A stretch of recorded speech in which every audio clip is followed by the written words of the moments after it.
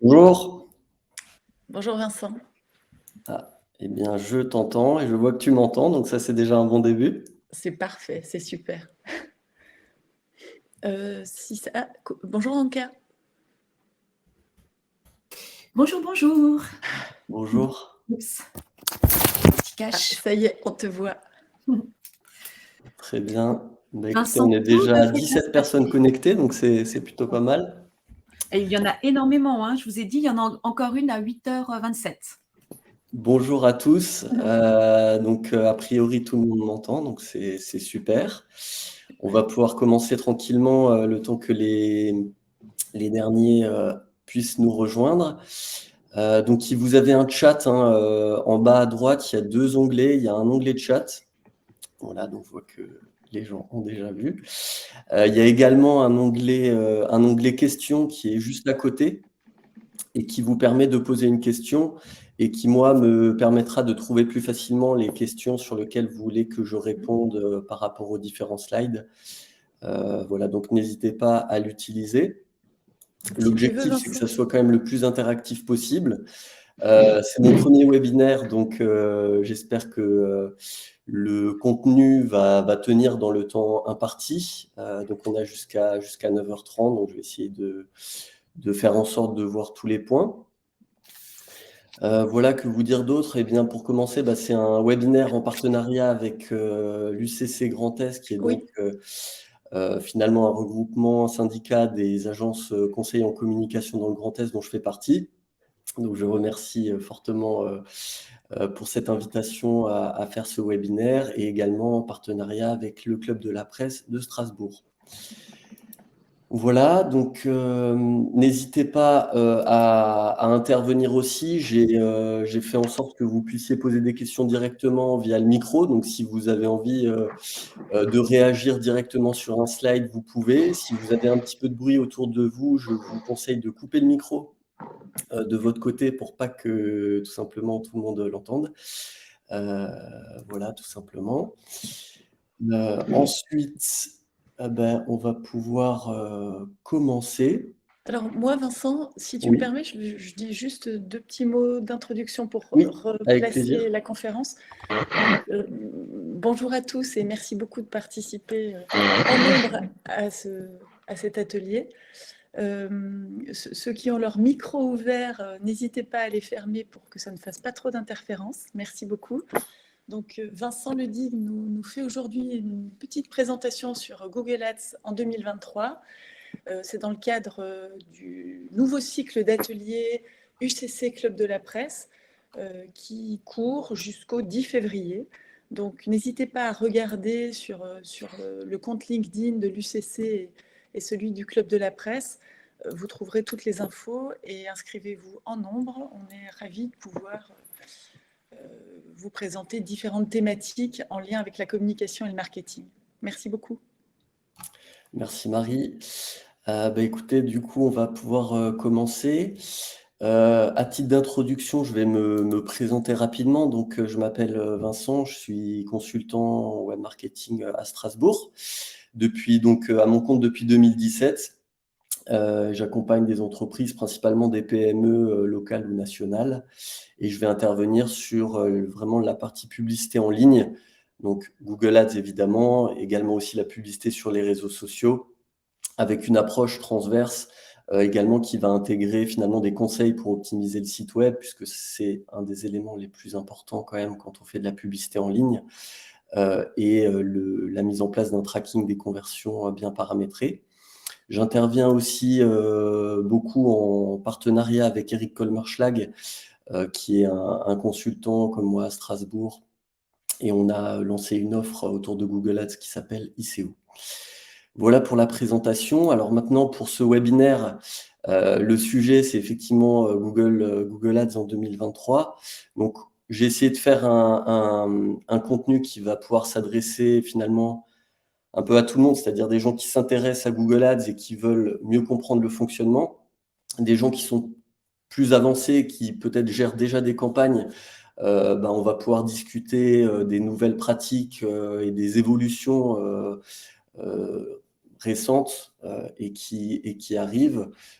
J'ai pas mal aussi de slides sur les bonnes pratiques finalement pour essayer de vous donner des astuces activables assez facilement et très concrètes. Et puis à la fin, on fera un petit récapitulatif sur comment se lancer sur Google Ads quand on est une PME. Alors c'est vrai que j'ai très orienté ça sur les entreprises et leurs objectifs business, hein, puisqu'on a généralement deux catégories, soit la PME qui fait du service, qui va vouloir générer du contact sur son site web, ou de l'autre côté, aussi des e-commerçants qui, là, sont plus dans une optique de développement des ventes. Donc, voilà, je vais essayer d'être assez large pour convenir à tout le monde. Donc, surtout, n'hésitez pas à poser des questions dans le chat en cours de route. Si j'arrive à les capter en même temps, j'essaierai d'y répondre. Sinon, on a normalement quelques minutes à la fin où je pourrai repasser sur les questions. Voilà, on finira aussi ce webinaire par la notion de suivi des résultats et quels sont les indicateurs les plus importants quand on est une entreprise sur Google Ads pour le suivre. Alors, commençons effectivement par le début, la partie finalement fonctionnement de Google Ads. Alors aujourd'hui, quelques chiffres pour débuter. Alors c'est sûr que Google Ads n'est pas la seule régie publicitaire aujourd'hui, mais détient quand même une part de marché très importante. Donc en termes de navigateur de recherche, Google, c'est quand même plus de 90% des parts de marché en France. Donc c'est sûr que la publicité Google est assez prioritaire, même s'il y a d'autres moteurs de recherche qui proposent aussi de la publicité, évidemment, comme Bing et autres. Google détient quand même 73% de la recherche payante. Donc c'est effectivement assez important. Il y a 2 chiffres dont j'aime bien présenter. C'est effectivement 45% des internautes cliquent sur les liens sponsorisés. Souvent, j'ai des discussions avec des clients qui me disent: «Moi, je ne clique jamais sur les liens». Effectivement, il y a quand même beaucoup de gens qui cliquent sur les liens, aussi parce que finalement, ces liens sponsorisés sur le moteur de recherche, finalement, se mêlent assez bien aux résultats naturels. Et donc, il y a aussi beaucoup de personnes qui ne font pas la différence. C'est aussi une tendance de Google d'essayer de nous cacher un petit peu, finalement, qu'est-ce qui est naturel et qu'est-ce qui est payant. Donc, il y a à peu près 60% des gens qui ne font pas cette différence, d'où le nombre important des gens qui cliquent dessus. Alors oui, beaucoup de gens cliquent aussi sur les résultats sponsorisés, puisque tout simplement, ils sont en haut des résultats de recherche. Donc ça joue beaucoup. Voilà, donc pour cette introduction. Alors, le cheval de bataille principal sur Google Ads quand on est une entreprise, c'est ce qu'on appelle le search. Donc, ce sont vraiment l'achat de mots-clés qui permettent d'afficher des annonces directement dans les résultats de recherche. Donc là, sur la recherche, portail sur mesure, j'ai directement 4 annonces qui apparaissent. Donc, c'est peut-être un petit peu en petit sur votre écran, mais finalement, ça va prendre l'ensemble du premier écran, d'où la puissance de l'emplacement.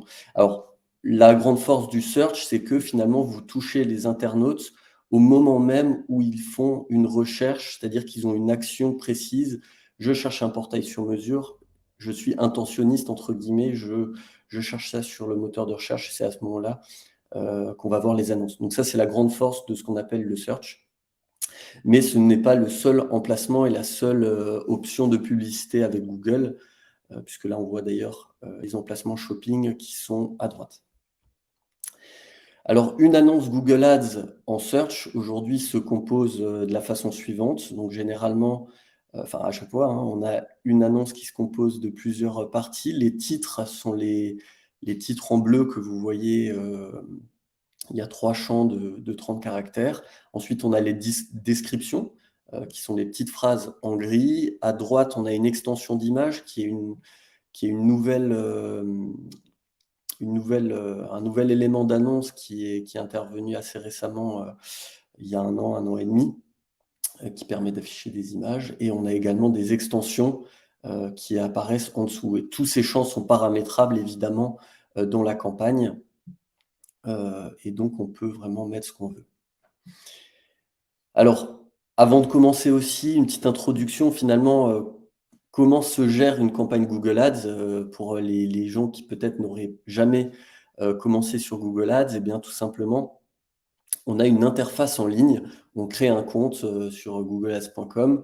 On va pouvoir accéder à un compte qu'on va paramétrer et finalement, à partir de ce site web qui est dédié à l'entreprise, on va pouvoir créer des campagnes, on va pouvoir consulter tous les paramétrages et les modifier et avoir au milieu de l'écran vraiment l'ensemble des données, des datas qui remontent par rapport à la réussite en fait de la campagne, le nombre de clics, etc.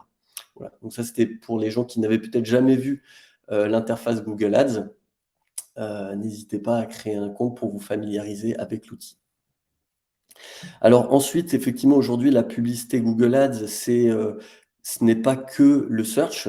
En fait, il y a un ensemble d'emplacements, ce qu'on appelle des emplacements. Alors le search en est un, c'est dans le navigateur, enfin dans le moteur de recherche, mais vous avez d'autres emplacements. Donc il y a évidemment YouTube, qui est un site qui appartient à Google, où on peut faire des annonces quand les gens sont en train de visualiser des vidéos. On a tout le réseau display qui permet d'afficher des annonces sur l'ensemble des sites du réseau display qui sont en partenariat avec Google. Donc, c'est vraiment des millions de sites pour pouvoir toucher des gens quand ils naviguent sur certains sites. L'emplacement Discover qui est lié en fait à l'affichage notamment en mobile. Gmail qui est aussi un outil de Google et Google Maps qui permet également d'afficher des annonces quand les gens cherchent des entreprises avec un affichage Google Maps qu'on a aussi dans le moteur de recherche. Donc tout ça fait partie de l'écosystème Google. On ne va pas voir tout en détail aujourd'hui, mais on va en parler au fur et à mesure un petit peu tout de même. Donc c'est vraiment un ensemble d'outils. Généralement, quand on commence sur Google Ads en tant qu'entreprise, on va au début se lancer vraiment sur la partie search, puisque c'est l'élément qui généralement apporte le plus de résultats, je dirais le plus facilement entre guillemets, puisque souvent quand on n'a pas de bons résultats en search, on n'aura pas de bons résultats sur les autres canaux, donc on commence souvent par là. Voilà, j'espère que cette introduction est assez claire pour vous. N'hésitez pas à poser des questions si vous en avez. On va continuer sur la présentation d'un emplacement phare qui est donc Google Shopping. Donc ça, si vous êtes e-commerçant ou si vous vous intéressez au e-commerce, c'est vraiment l'emplacement phare. Donc quand on a un compte Google Shopping qui est bien paramétré et qu'on fait des annonces, on va pouvoir avoir ses fiches produits directement en fait affichées tout en haut du résultat de recherche. Donc là, j'ai recherché chaussures noires et on me propose principalement des chaussures noires. Ça tombe bien avec les liens directement vers les fiches des sites des e-commerçants. Voilà, donc en e-commerce, en moyenne, ça va représenter plus de 80% du trafic quand on fait vraiment de la publicité payante. C'est l'emplacement phare des e-commerçants, notamment lié à la photo, à l'affichage des prix directement, qui est assez puissant. Ensuite, on va rentrer un petit peu dans la présentation du fonctionnement au niveau du ciblage. Donc, on parle souvent de Google Ads par rapport aux mots-clés, c'est-à-dire que je veux être présent sur chaussures noires, j'achète le mot-clé chaussures noires pour que mes annonces soient visibles. Donc ça, on va le voir un petit peu plus en détail après. Mais ce qui est important de comprendre, c'est que dans l'évolution de Google Ads, on a également ce qu'on appelle le ciblage par audience, par intérêt ou par comportement, qui est de plus en plus puissant. Ça fait partie des évolutions de Google Ads et en 2023 également, qui permet finalement d'utiliser toute l'information qu'a Google via les cookies. Quand vous naviguez, vous allez sur des sites par exemple de voitures, vous êtes mis dans la case de personnes par exemple passionnées de voitures. Donc ces centres d'intérêt en fait sont utilisables en termes de ciblage. Et on peut choisir de faire une campagne à destination, par exemple, des passionnés de voitures, d'investissement, d'immobilier, etc., etc. Donc, c'est vraiment deux types de ciblage qu'on peut croiser. Donc, c'est important toujours avant de se lancer, évidemment, de réfléchir à la cible. Alors, j'ai pas repris les bonnes pratiques marketing avant de se lancer, mais évidemment, il faut réfléchir à vos personas. Quels sont leurs centres d'intérêt, potentiellement évidemment les mots-clés qu'ils vont utiliser quand ils vont rechercher votre service. Et tout ça, ça va permettre de se lancer. Ensuite, alors, pour parler de Google Ads, il faut quand même présenter un peu le ciblage mots-clés, puisque ça reste quand même très important. Ça a beaucoup évolué justement en 2021 et 2022. Aujourd'hui, donc ça c'est vraiment un screenshot du support de Google. Aujourd'hui, il y a 3 typologies de ciblage de mots-clés. Il y a ce qu'on appelle la requête large.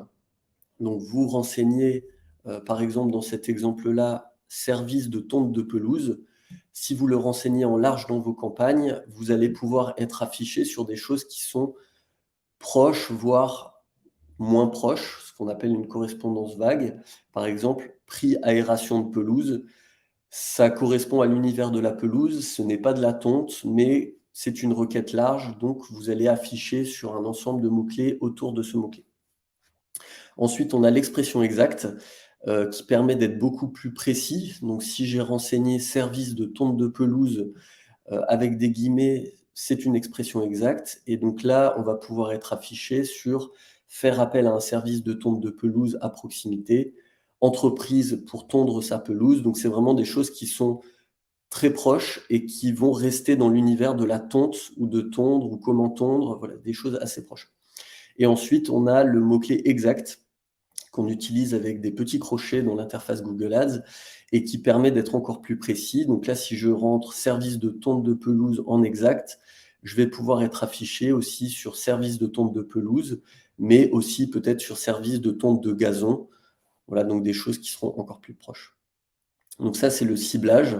Comment fonctionne ce ciblage? Donc en fait, dans votre stratégie Google Ads, il va falloir choisir des mots-clés et également la façon dont vous voulez être plus ou moins proche de votre mot-clé de base. Donc, on va le revoir un petit peu après. Donc, quelles sont les bonnes pratiques par rapport à ça? Et si vous avez des questions, j'essaierai d'y répondre. Ensuite, le fonctionnement du budget publicitaire. Donc ça, c'est une question évidemment qu'on se pose quand on commence. Donc Google Ads est une régie qui fonctionne au clic, c'est-à-dire que l'annonceur est facturé lorsque quelqu'un va cliquer sur l'annonce, mais pas que. Il y a aussi des systèmes de coûts par impression ou par conversion, mais ils restent très minoritaires, donc je ne vais pas trop m'étendre là-dessus. C'est aussi l'avantage de Google, c'est-à-dire que si vous n'avez pas de clic, vous ne payez pas, donc il y a un espèce de, comment dire, de contrat gagnant-gagnant, puisqu'on ne paye que quand on crée du trafic sur le site, donc c'est quelque chose de très concret. Et après, ce coût par clic, il est défini selon en fait une équation qui a plusieurs paramètres que je vais essayer de vous présenter, qui est vraiment importante de comprendre quand on se lance. Et qui est définie de la façon suivante, c'est-à-dire qu'en fonction déjà du niveau de concurrence, c'est-à-dire que s'il y a plein d'annonceurs qui vont vouloir annoncer sur le même mot-clé ou sur la même cible, plus il y a de concurrence et plus le prix au clic va augmenter.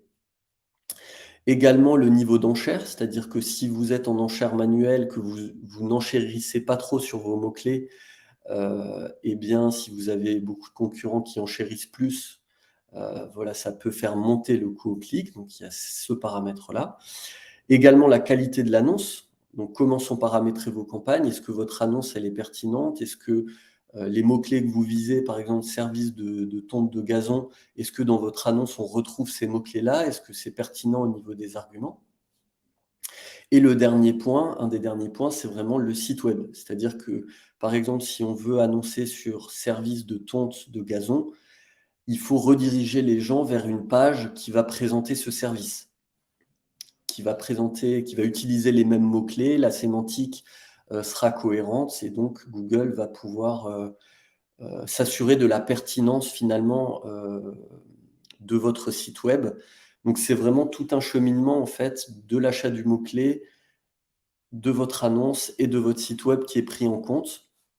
Et si vous êtes mal noté, entre guillemets, par rapport à ces différents facteurs, vous allez payer plus cher le clic qu'un autre annonceur. Donc, c'est tout un cheminement à optimiser.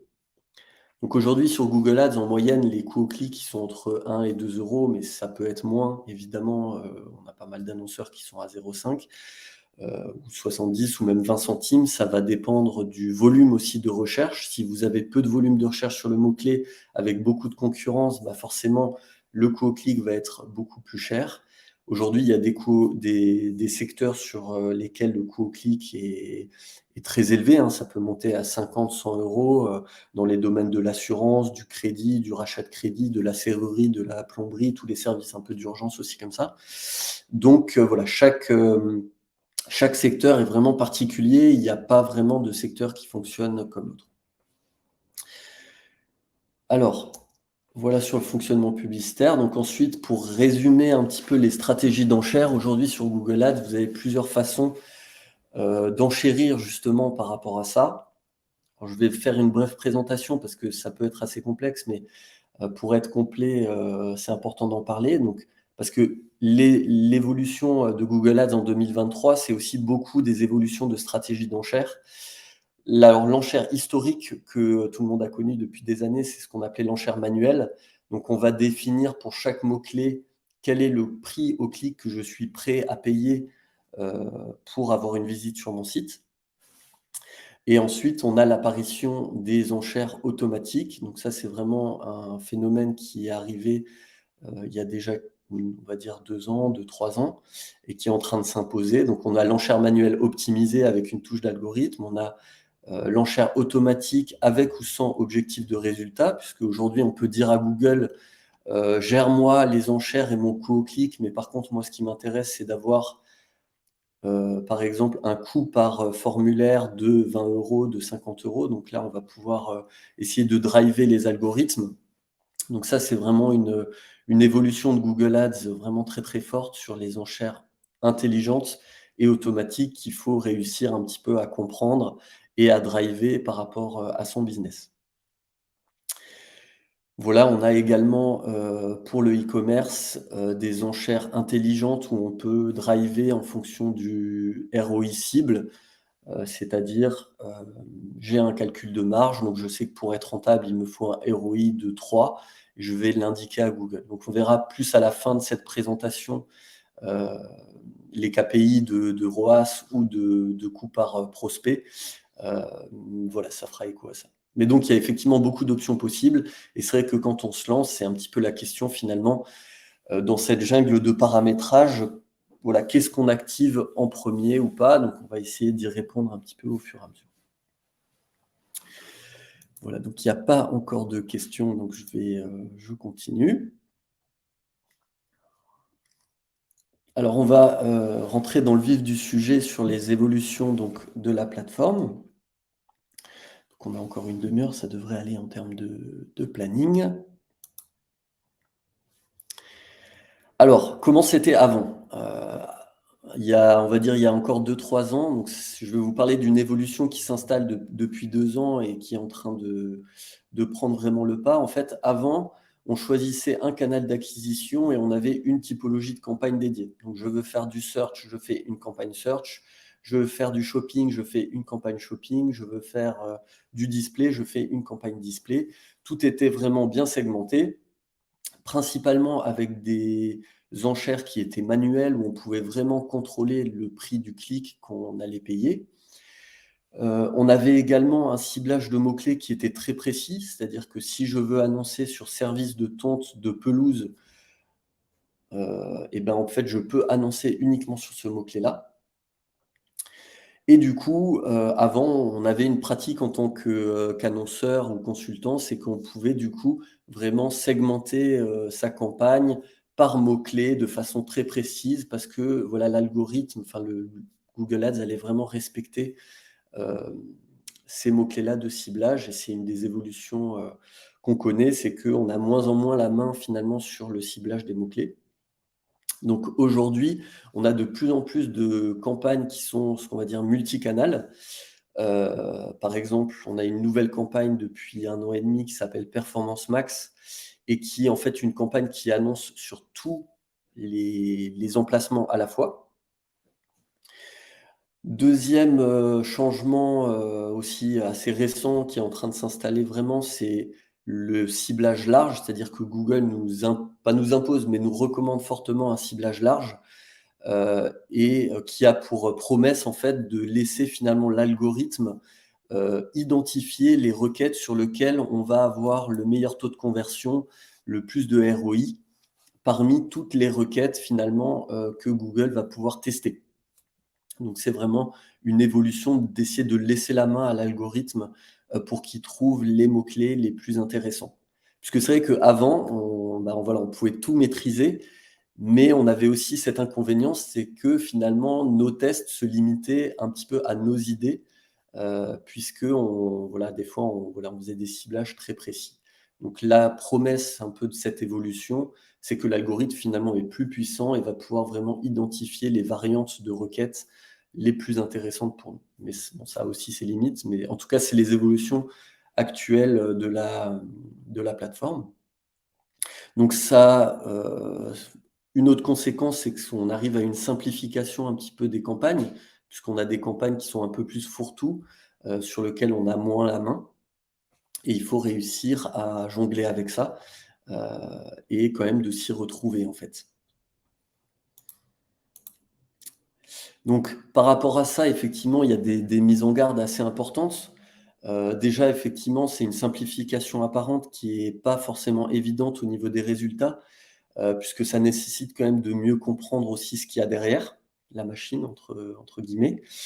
On a aussi plus de facilité finalement à dilapider un peu son budget, puisque si on laisse trop la main, au début à Google pour annoncer sur certaines variantes de mots-clés qui sont peut-être pas pertinentes, on va dépenser, peut-être du budget sur des mots-clés sur lesquels on n'a pas envie.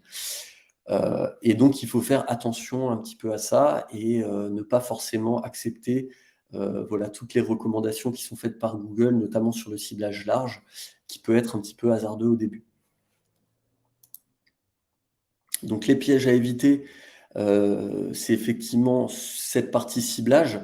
Au début, essayer de rester peut-être en ciblage en expression, notamment sur les annonceurs qui se lancent avec un plus petit budget, pour pouvoir, en fait, ne pas dilapider son budget, tout simplement, et essayer d'être plus précis. Ensuite, ne pas accepter effectivement les recommandations de mise en œuvre automatique de Google Ads sans comprendre en fait ce que Google propose. Donc ça, c'est important, peut-être de base les décocher en fait ces recommandations automatiques pour ne pas avoir un ciblage, qui du coup, évolue dans le mauvais sens. Puisque effectivement tout ce qui est, objectif, de ROI, de coût par, prospect, ils sont efficients et les stratégies automatiques, elles vont vraiment, fonctionner à partir d'un certain montant de budget. Donc il y a plusieurs phases, à passer, plusieurs caps à passer en fait avant de laisser complètement la main, à l'algorithme pour optimiser ses résultats. Alors, on a encore une petite demi-heure, donc on va voir maintenant les bonnes pratiques. C'est un résumé, alors qui n'est pas exhaustif, hein. D'ailleurs, je tiens à faire un préambule sur le fait que c'est des pratiques que moi j'applique, depuis maintenant 5-10 ans, mais chaque «pratiquant» entre guillemets de Google Ads a aussi ses techniques et surtout chaque entreprise et chaque secteur d'activité ne va pas fonctionner différemment. Donc, il faut quand même relativiser un petit peu certains points, mais c'est des idées générales. Alors déjà en termes de méthodologie pour se lancer, ce qui est important évidemment, je ne peux pas faire un webinaire sans parler de la méthodologie, c'est d'avoir une approche qui est d'abord de se poser sur la stratégie. Donc ça va être, quels sont les services sur lesquels j'ai envie de communiquer, sur lesquels j'ai le plus de facilité en fait à dégager de la marge, à avoir de la conversion, donc commencer peut-être par ça. Faire une étude de mots-clés, donc ça on va le voir. Réfléchir à son argumentaire commercial, puisque pour rédiger des bonnes annonces, il va falloir, bien maîtriser son argumentaire commercial. Et définir sa stratégie de ciblage, c'est-à-dire savoir à quelle personne, je veux diffuser des annonces, donc quels sont leurs centres d'intérêt, leur comportement en ligne, leur tranche d'âge, leur cible géographique, enfin leur emplacement géographique, et cetera. Pour pouvoir faire en fait un paramétrage de campagne qui soit le mieux possible pour commencer, mais évidemment la bonne démarche sur Google Ads à avoir, c'est vraiment d'être dans une optique d'itération, continue, où en fait on va tout simplement tester des choses au fur et à mesure et faire évoluer les campagnes, puisque, voilà, on va trouver de meilleurs résultats au fur et à mesure. Et quand on se lance et qu'on n'a jamais fait de campagne, forcément, c'est pas au début qu'on aura les meilleurs résultats, il va falloir tester pas mal de choses. Donc le plus important au début quand on fait du search, c'est de se poser finalement sur quels sont les mots-clés, les plus importants. Donc essayer déjà de savoir, on peut interroger les clients aussi, hein, au fur et à mesure pour comprendre, mais quels sont les mots-clés qui définissent, votre activité? Quels sont les mots-clés qui amènent du trafic sur votre site? Donc ça, il y a des outils comme, Google Search Console qui vous permettent de voir, aussi si vous avez un historique, quels sont les mots-clés qui génèrent du trafic. Et ensuite, il y a des outils. Tout simplement, on va utiliser des outils comme le planificateur de mots-clés de Google, qui est un outil gratuit qui est disponible dans Google Ads, quand vous avez créé un compte que je vous propose d'utiliser, qui permet de voir en fait les mots-clés et surtout le volume de recherche mensuel et le coût par clic moyen. Donc par exemple, logiciel de facturation BTP, c'est une requête, qui a un volume de recherche de 720 mensuels en France et il y a plein de variantes qui ont des volumes de recherche différents et donc l'idée de l'audit de mots-clés initial, c'est d'aller choisir ou en tout cas d'identifier, de savoir quel potentiel de mots-clés sera le plus intéressant pour vous. Donc la bonne pratique quand on se lance, c'est quand même d'essayer de regrouper ça, de sortir ça sous un tableau Excel et ensuite de voir quelle page du site web va pouvoir matcher avec, les mots-clés les plus intéressants pour vous au niveau de vos services. Si on est, un prestataire de service ou un SaaS et cetera, pour driver le trafic. Si on a un e-commerçant, ça va marcher évidemment de la même façon, heu, d'identifier les requêtes les plus importantes. On verra un petit peu après plus en détail. Un autre prérequis très important, c'est évidemment, sur le site web d'avoir une page par thématique. Donc par exemple, si, hem, vous êtes une entreprise qui vend du plafond tendu, d'avoir une page qui présente votre service de plafond tendu dédié, avec un argumentaire précis. Mais si vous faites également de la rénovation de sol, d'avoir une page web qui parle de la rénovation de sol, et qui présente l'argumentaire va permettre d'amener les gens vraiment sur des pages, pensées et optimisées par rapport à leur requête. Donc ça, c'est vraiment important. Sur ce point, bah, il y a, finalement tout l'argumentaire commercial que vous pouvez mettre en musique, tous les éléments de rassurance comme les avis, les témoignages, les cas clients, parler de l'entreprise, de son expérience. Donc ça, c'est important de travailler son site web et évidemment aussi d'avoir un site web qui est optimisé sur mobile. Bon voilà, ça fait déjà quand même quelques années qu'on sait que le mobile, prend une part vraiment, très importante, mais c'est de plus en plus le cas. Donc c'est vraiment un prérequis, super important.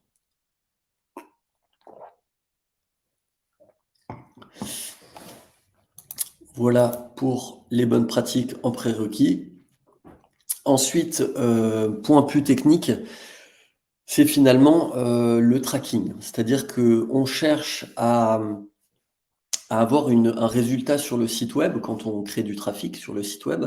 Si on est une entreprise qui va vouloir générer des prospects, on va avoir un formulaire de contact, un bouton pour appeler l'entreprise, pour envoyer un email, pour trouver l'entreprise via un itinéraire, par exemple.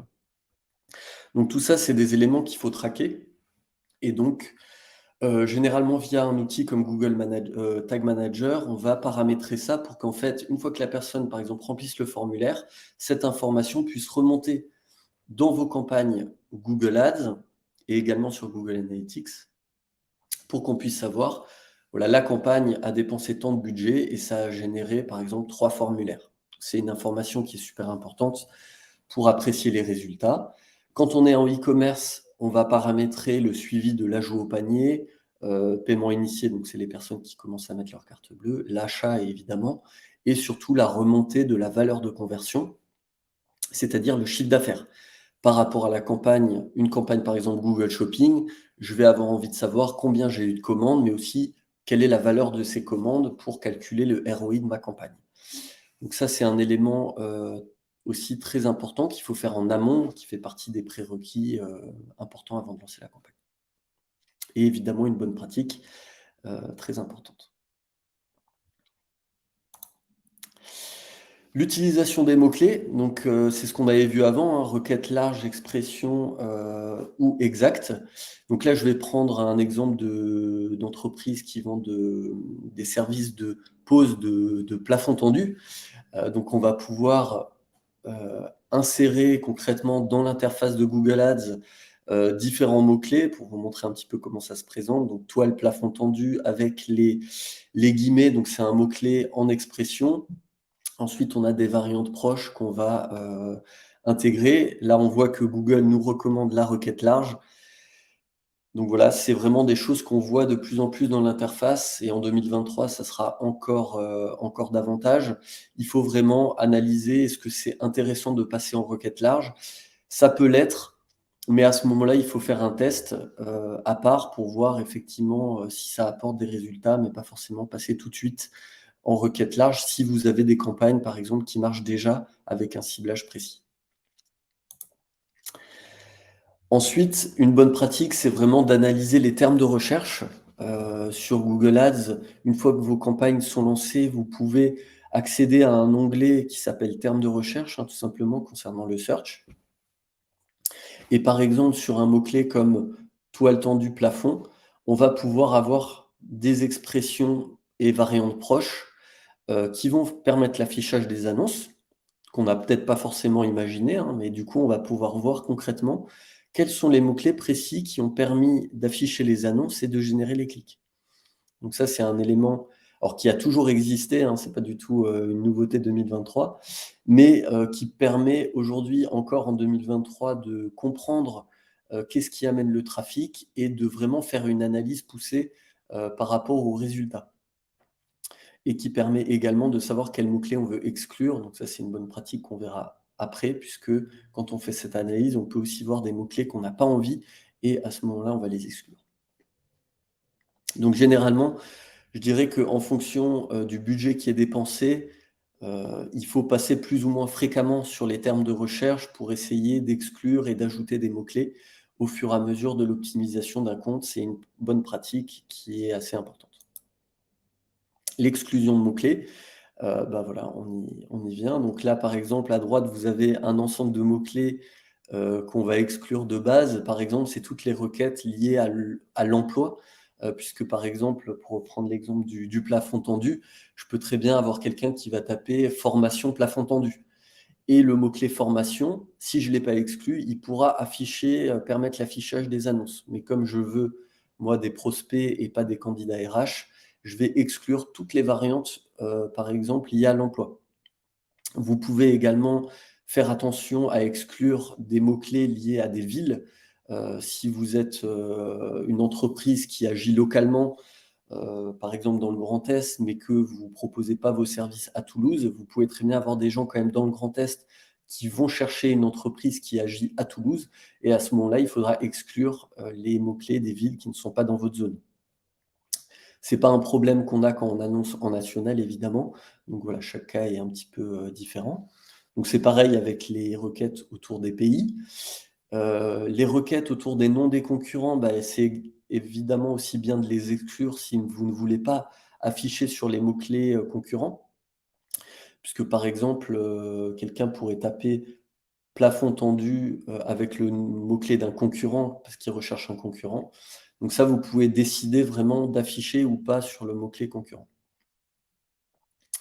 Voilà, et puis globalement, on peut avoir plein de requêtes qui sont non intéressantes commercialement. Donc si effectivement, voilà, pour un annonceur qui a un budget un peu limité et qui veut vraiment que chaque euro soit rentabilisé au maximum, on va vouloir annoncer sur des mots-clés qui sont ce qu'on appelle intentionnistes, donc des gens qui sont en fin de processus d'achat, qui recherchent vraiment une entreprise. Donc toutes les requêtes qui sont en début de réflexion peuvent être exclues. Donc si je reprends l'exemple du plafond tendu, On pourrait avoir des gens qui veulent poser eux-mêmes le plafond tendu et qui vont taper comment poser un plafond tendu, matériel pour poser un plafond tendu, et toutes ces variantes peuvent être exclues également. Ça, c'est vraiment une bonne pratique de travailler ces mots-clés-là pour avoir un maximum de trafic qualifié. Après, effectivement, avec les nouvelles recommandations en large, quand on est un annonceur qui va annoncer avec plus de budget et qui va vouloir aller chercher plus de volume, on va pouvoir étendre ce ciblage et laisser l'algorithme aussi chercher plus de requêtes approchantes qu'on n'aurait pas trouvées soi-même. Donc ça, c'est vraiment l'évolution 2023 qu'il faut essayer de maîtriser aussi quand on est annonceur, et petit à petit aller chercher plus de volume de conversion grâce à ça. Voilà, alors une bonne pratique encore en 2023 qui est une bonne pratique qui existe depuis très longtemps, c'est suivre un indicateur qui s'appelle le niveau de qualité, puisque effectivement, je vous l'ai expliqué avant, vous avez l'annonce, mais vous avez aussi le site web qui est pris en compte dans la qualité finalement de votre annonce et du coup au clic que vous allez payer. Et ça, cette équation, entre guillemets, elle est résumée dans un score que vous obtenez qui est sur 10, qui s'appelle le niveau de qualité. Donc si vous avez des mots-clés qui sont par exemple là en 10 sur 10 sur plafond tendu, donc ce mot-clé-là, il est noté 10 sur 10, c'est-à-dire qu'on est vraiment bien noté, on paye un coût au clic qui est assez faible, certainement par rapport aux autres annonceurs qui sont moins bien notés, et on va dire que tout va bien. Par contre, vous pouvez avoir d'autres mots-clés sur lesquels vous avez une note beaucoup moins intéressante, comme par exemple 1 sur 10, qui est une note très faible. Donc là, on va payer beaucoup plus cher le coût au clic et c'est moins intéressant. Donc après, l'idée, c'est de se poser la question, qu'est-ce qui peut clocher dans mon optimisation? Est-ce que c'est mes annonces qui sont mal rédigées? Est-ce que c'est ma stratégie d'enchère qui est pas bonne? Est-ce que c'est mon site web qui est pas bon? Donc là, pour le coup, c'est une entreprise que je connais très bien puisque je gère les annonces pour cette entreprise de pose de plafond tendu. Et bien sur le site, on n'a pas de page qui s'appelle faux plafond tendu ou qui explique vraiment le mot faux plafond. Donc comme on n'utilise pas ces mots-clés-là, bah, je pense que c'est vraiment lié à ça qu'on n'a pas une bonne note. Et du coup, potentiellement, ce mot-clé-là, on pourrait soit l'exclure, soit décider de créer une page qui est dédiée à ce mot-clé et qui va expliquer qu'est-ce qu'un faux plafond et qu'est-ce qu'un faux plafond par rapport à la pose d'un plafond tendu classique, et voilà, expliquer en fait ce champ sémantique. Et du coup, on va certainement remonter en termes de niveau de qualité, avoir un coût au clic plus faible.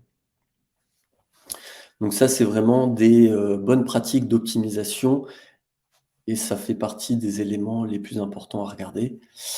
Même si après, il y a aussi plein d'autres choses que je n'ai pas forcément détaillées, mais évidemment, le CTR, donc le taux de clic sur vos annonces, lui, vous donne en fait la pertinence de votre annonce par rapport aux mots-clés. Donc plus vous avez un taux de clic élevé et plus votre annonce est pertinente. Donc c'est aussi des éléments très importants à regarder. Et puis évidemment, le taux de conversion qui lui va faire le ratio entre le nombre d'internautes qui visitent et le nombre d'internautes qui contactent l'entreprise. Et en e-commerce, par rapport au nombre de personnes qui vont finaliser l'achat. Voilà, alors après, très important de créer des annonces efficaces. Alors on a encore un quart d'heure, donc il va falloir que j'accélère un petit peu. Je vois qu'il n'y a pas encore de questions, donc je vais pouvoir continuer. Je vais accélérer un petit peu, sinon on n'aura peut-être pas le temps de tout voir, mais créer des annonces efficaces, ça veut dire tout simplement définir des argumentaires qu'on va transcrire dans l'annonce. Donc là, au niveau des titres en bleu, par exemple, aujourd'hui, on a des annonces, ce qu'on appelle des annonces responsives, qui sont constituées d'une quinzaine de champs titres et de 4 descriptions. Donc des champs titres avec 30 caractères maximum, où on va aller placer les arguments et les mots-clés principaux qui sont le plus incitateurs au clic en fait. Ensuite, des astuces activables qui permettent d'améliorer cette partie-là qui sont intéressantes, c'est par exemple la balise keyword. Donc cette balise keyword, vous pouvez l'utiliser dans un champ. Donc c'est un crochet keyword 2 points, vous mettez votre mot-clé et en fait, grâce à cette balise, en fait, dans ce champ, Google va reprendre exactement le mot-clé qui est tapé par l'internaute. Donc imaginez, vous tapiez, entreprise alsacienne de plafond tendu, et bien, c'est vraiment ce mot qui va être visible dans l'annonce et la personne va avoir un lien direct, par rapport à sa recherche et ça permet vraiment d'augmenter fortement le taux de clic. Donc c'est une balise et une astuce pour, améliorer vos taux de clic. Pareil, la balise location, ça s'utilise beaucoup pour des entreprises, locales. Par exemple, je pose du plafond tendu dans le Grand Est. En utilisant, cette balise location, donc par exemple, plafond tendu A et puis ensuite entre parenthèses location city, ça permet de reprendre la ville dans laquelle est géolocalisé l'internaute. Donc si par exemple, il est géolocalisé à Strasbourg, du coup, il verra dans l'annonce pose de plafond tendu à Strasbourg. Là, dans la preview, il était basé à Altkirch, donc il a vu plafond tendu à Altkirch. Donc ça permet d'avoir une personnalisation intelligente des annonces qui est vraiment très efficace. Voilà, c'était des exemples concrets pour l'optimisation de vos annonces search. Ensuite, une autre pratique très importante, et notamment en 2023, c'est vraiment de nourrir l'algorithme en lui donnant des éléments de compréhension par rapport aux clients que vous voulez cibler. Donc ça marche pour le e-commerce et pour les entreprises de services également. Tout simplement en uploadant un fichier Excel de vos clients ou prospects. Alors, il faut au minimum 1000 prospects ou 1000 clients dans le fichier. Et ça va être intégré en fait dans le système Google Ads. Évidemment, tout est chiffré, c'est pas utilisé directement, mais ça va permettre d'alimenter le système pour qu'il puisse faire correspondre les caractéristiques de ces personnes dans vos campagnes pour vous trouver des personnes qui seront similaires à vos prospects. Alors cette pratique, elle est RGPD. Alors, c'est une très bonne question. Elle est RGPD dans la mesure où effectivement tout est crypté et les données ne sont pas utilisées par Google. Voilà. Après, le RGPD, effectivement, c'est un point très important. Aujourd'hui, il y a plein de choses qui ne sont pas effectivement complètement RGPD dans l'utilisation de Google Ads et notamment aussi de Google Analytics, puisque généralement, les comptes Analytics sont liés avec les comptes Google Ads. Mais pour effectivement l'import de listing prospect, pour avoir eu des retours des supports Google, oui, c'est compatible RGPD.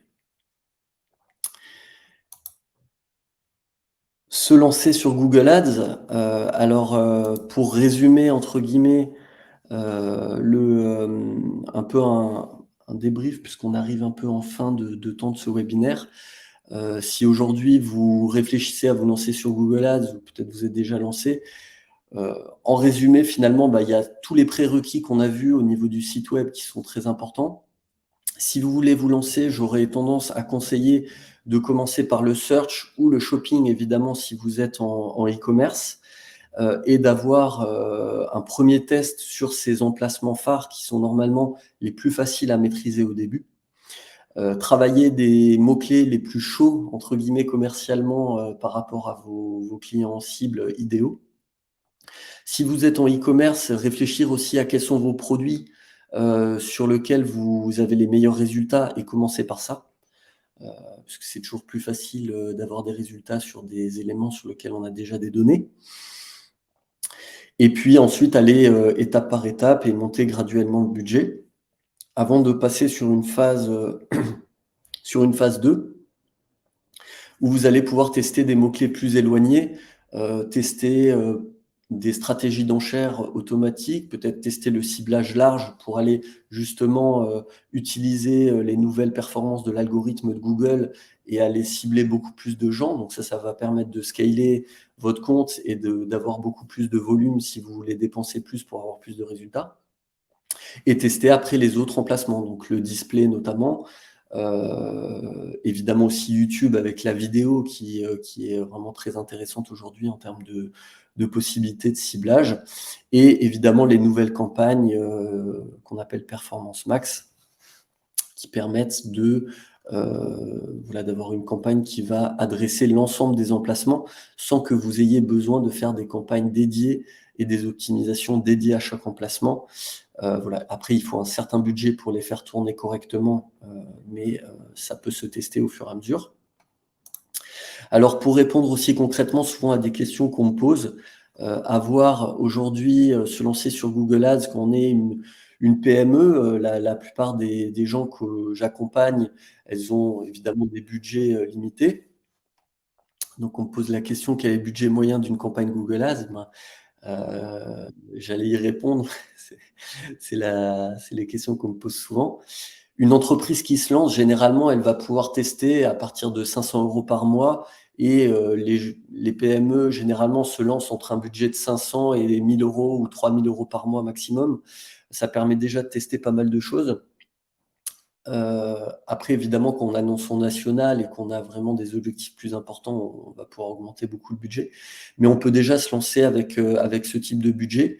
Et la durée de la campagne, pour répondre à votre question également, je dirais qu'il n'y a pas vraiment de durée minimum. On peut avoir des résultats tout de suite. On peut aussi mettre un petit peu plus de temps à paramétrer, à tester des choses. Donc, généralement, on conseille minimum un test sur 2 ou 3 mois pour pouvoir tester des choses.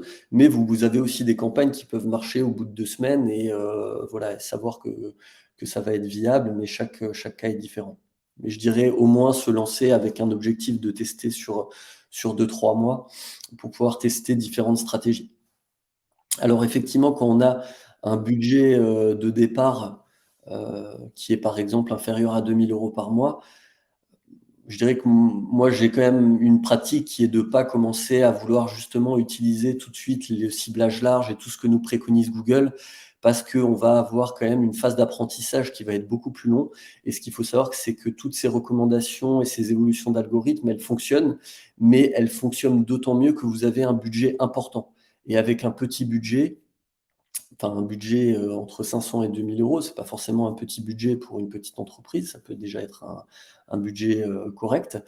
Vous allez avoir envie de rentabiliser chaque euro. Et donc pour ça, le mieux, c'est de commencer peut-être avec un ciblage de mots-clés plus précis en expression, et de vraiment aller chercher des mots-clés précis. Donc ça peut être le nom de votre service plus la ville, des requêtes intentionnistes comme prix, tarif, société, société de plafond tendu Strasbourg. Ça, c'est des requêtes qui sont normalement liées à des gens qui cherchent vos services. C'est pareil en e-commerce, il faut faire le parallèle, mais ça peut être acheter chaussures noires, acheter vêtements de sport, boutique vêtements de sport, essayer de cibler des mots-clés assez précis. Alors une autre question, je vais lire les questions en même temps puisqu'on arrive à la fin de l'heure, et du coup, n'hésitez pas à poser des questions, je vais y répondre au maximum. Donc à sous-traiter en agence ou gérer en interne. Donc ça, c'est une très bonne question aussi. Je dirais tout dépend. Il y a des entreprises qui sont structurées en interne et qui peuvent avoir des gens qui s'y intéressent et qui vont avoir le temps de le gérer. Aujourd'hui, Google Ads permet de créer une campagne assez facilement.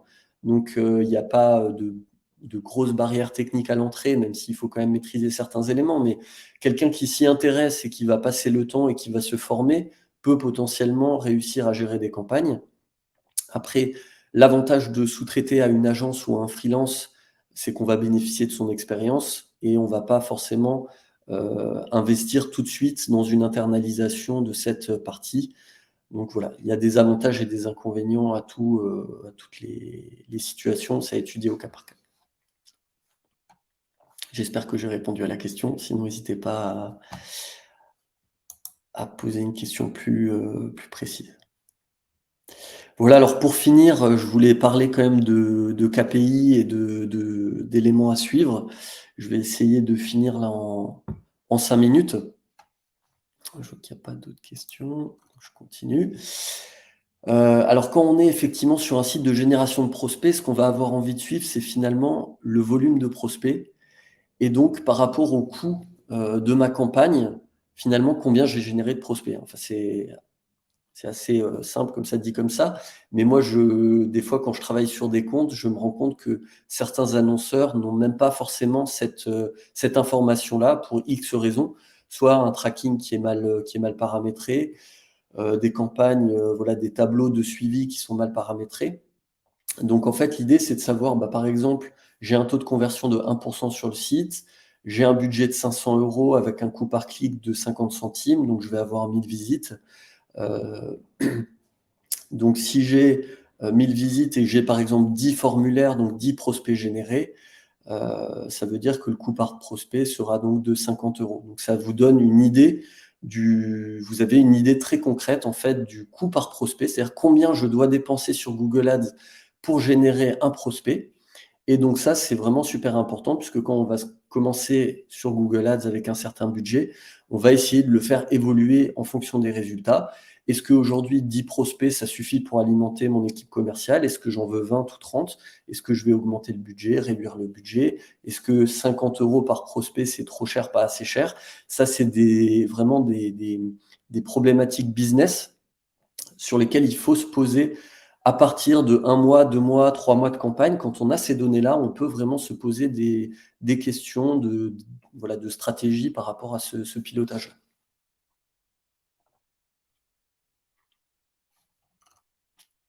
Alors, on me pose une autre question sur le coût mensuel de gestion d'une campagne Google Ads par une agence. Alors, c'est assez variable puisque le coût, alors généralement, effectivement, c'est un forfait mensuel, mais il y a d'autres modèles, hein, soit sur le temps passé, soit à la performance. Mais la plupart des agences, effectivement, font un forfait mensuel. Il va dépendre de la complexité des campagnes à mettre en œuvre. Il va dépendre potentiellement du budget dépensé, puisque si l'annonceur dépense 300 €, ça va quand même demander moins de travail d'optimisation que si c'est un budget de 5 000 € par mois ou plus qui est dépensé mensuellement. Globalement, les fourchettes de prix, ça peut aller, alors je ne peux pas parler pour toute la profession, mais disons que généralement, ça peut commencer à 300 € par mois et monter jusqu'à 1 000 € par mois sur un accompagnement en fonction de la complexité, du compte. Donc généralement, c'est sur mesure, il n'y a pas de forfait forcément, fixe en fait, ça va être vraiment sur mesure. J'espère que j'ai répondu à votre question. Merci, mais de rien. Et puis, la dernière slide, c'était effectivement, pour le e-commerce. C'est un petit peu pareil, hein, pour suivre les résultats. Au-delà, du taux de clic, du nombre d'impressions, on va vraiment suivre le nombre de commandes. Et alors en e-commerce, on a une information supplémentaire qui est le panier moyen. Donc si on fait une hypothèse d'un taux de conversion de 1 % avec un panier de moyen de 100 € dans notre exemple précédent, donc on arrive à 1 000 € de chiffre d'affaires en moyenne. Donc ici, le coût par achat sera de 50 €. Donc par rapport à une commande et un panier moyen, si on a un coût par achat de 50 €, on va pouvoir se poser la question de savoir: «Est-ce que ma marge, elle est quand même préservée par rapport à ce coût publicitaire? Donc est-ce que je peux continuer à générer des commandes pour 50 € ou est-ce qu'il faut absolument réduire ce coût par commande?» Voilà, donc c'est des questions vraiment importantes, qu'il faut se poser si vous êtes e-commerçant sur la rentabilité des campagnes. Voilà, alors, le webinaire arrive à sa fin. J'ai tout vu, j'ai tout présenté donc super. J'avais pas fait de simulation avant, donc je suis content d'avoir tenu dans le timing. J'espère que ça vous a plu. Le replay sera effectivement, disponible, donc merci à tous d'avoir été présents. Merci beaucoup, à cette heure matinale Ben, merci surtout à vous, Vincent, pour cette présentation exhaustive, je crois, de tout ce que peut nous proposer Google Ads. Effectivement, on arrive à la fin du rendez-vous, ce qui a été très suivi. Merci beaucoup. Il y avait énormément d'inscrits, près de 100 personnes ont souhaité suivre ce webinaire. C'est vraiment la preuve de l'intérêt que peuvent porter nos membres et nos contacts à ce que vous proposez. Donc, je pense que le replay sera très apprécié. Merci à tous et rendez-vous mardi prochain pour la prochaine visio UCC Club de la Presse. Et encore un grand merci, Vincent, pour votre disponibilité. Merci à vous. Bonne journée à tous. Au revoir. Au revoir.